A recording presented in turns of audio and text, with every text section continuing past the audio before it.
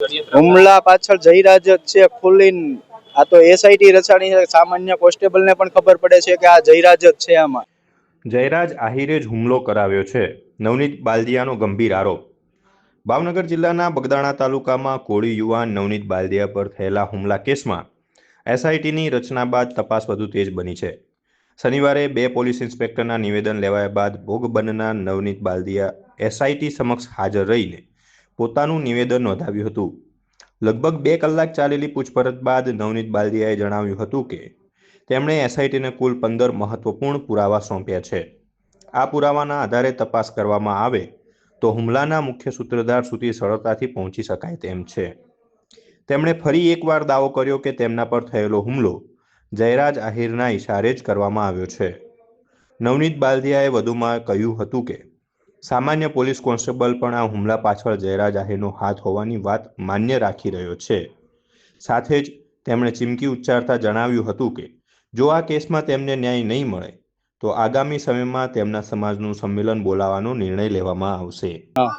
પૂછપરછ મારી જે મારે જે નિવેદનો દેવાના હતા, જે બાકી રહેલા મારા જે પ્રૂફ એને દેવાના હતા એસઆઈટીમાં કે જે તપાસમાં કામ લાગે એવા મેં એ લોકોને એસઆઈટી ને પ્રૂફ રજૂ કર્યા છે, લેખિત કર્યું છે। જે કઈ મારે દેવાના હતા એ બધું આપ્યું છે।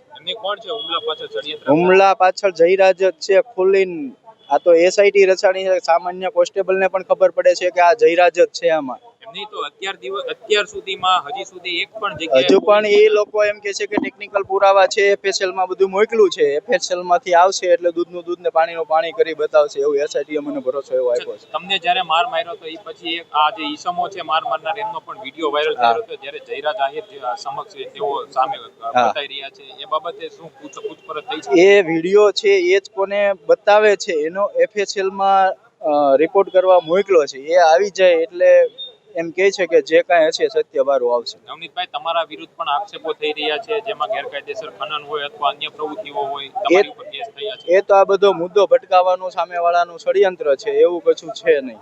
જો તમારા કોળી સમાજમાંથી 15 ધારાસભ્ય અને 3 કેન્દ્રીય મંત્રીએ તમને લઈને રજૂઆત કરી છે મુખ્યમંત્રીને, પણ હજી સુધી તમે જે કહી રહ્યા છો એ દિશામાં તો એક પણ પુરાવા જયરાજ આહિર વિરુદ્ધ છે નહીં।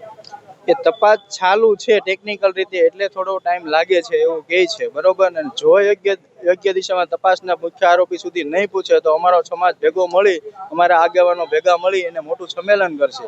જો હમણાં સરપંચો અને બધાએ આગેવાનો મળી અને કીધું છે કે ભાઈ વહેલી તકે આનું નહીં ઓલું કાંઈ આવે તો બધાએ રાજીનામા આપી દેશે।